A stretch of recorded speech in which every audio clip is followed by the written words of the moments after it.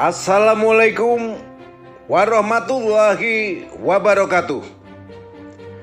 Saudara-saudaraku, terkait KLB ilegal Partai Demokrat sebagai KSP, maka Muldoko layak diduga dimanfaatkan, diperalat, diiming-imingi, dan dijerumuskan oleh orang yang lebih kuat untuk mengembosi parpol pesaing dalam Pilpres 2024. Mengangkat seorang konglomerat Cina sebagai penasehat TNI merupakan langkah paradok yang tidak biasanya dilakukan oleh seorang pimpinan institusi tingkat strategis di negeri ini. Di samping adanya endusan dugaan ketidakbersihnya dalam kasus Asabri, juga kesombongannya akan membiayai kepulangan HRS kembali ke tanah air, mengindikasikan Muldoko punya akses kekuatan uang yang bisa mendukung kemauannya dalam bermanuver politik. Sayangnya Muldoko tidak banyak akses politik, bahkan awam independensi, ADART, dan kedaulatan parpol. Saudara, inilah yang membuat tersungkurnya Muldoko yang tidak cermat menakar kekuatan dirinya dengan lawan yang dihadapi. Dalam strategi militer, menguasai kekuatan sendiri, memahami kekuatan lawan, 1000 kali perang, 1000 kali menang. Ini yang tidak melekat di pikirannya. Padahal Muldoko pernah menjabat sebagai Panglima TNI.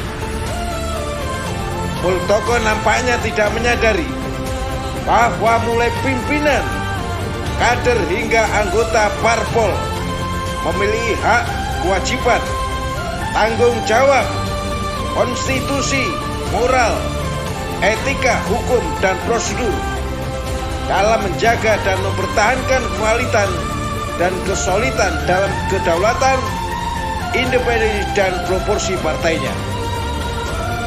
Maka tindakan gegabah dan tekad abal-abal Muldoko terjawab oleh tindakan blundernya sendiri, yang sebelumnya merasa tidak tahu menahu, tidak ikut-ikutan, dan tidak terlibat dalam KLB Partai Demokrat, menjadi babak belur ketika ia menerima jabatan Ketua Umum Demokrat yang hanya dihadiri dan didukung oleh sejumlah minoritas, bahkan beberapa orang atau kader pecatan atau yang sudah tidak aktif di Demokrat.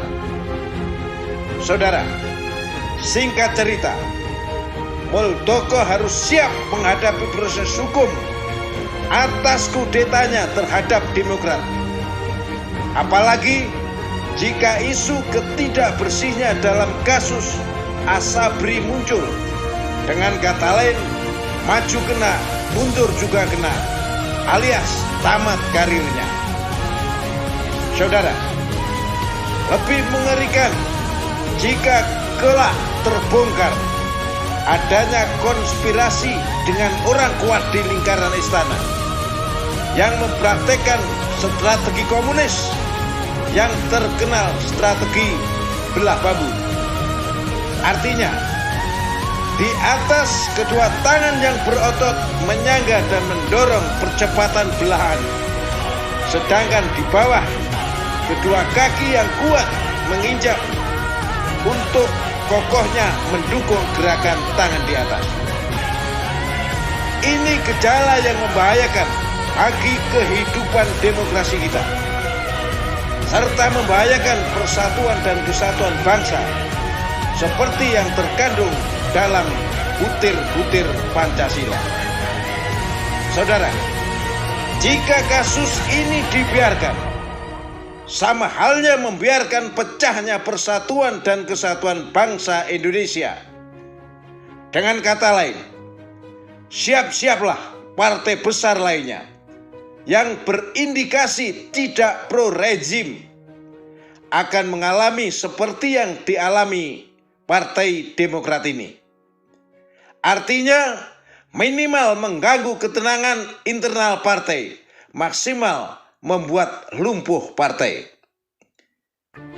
Inilah yang menjadi PR bangsa ini, agar tidak terbelenggu pada pemikiran-pemikiran sempit yang berorientasi pada ambisi kelompok dan mengorbankan persatuan serta kepentingan bangsa. Wait and see. Bandung, 8 Maret 2021, Sugeng Waras. Assalamualaikum warahmatullahi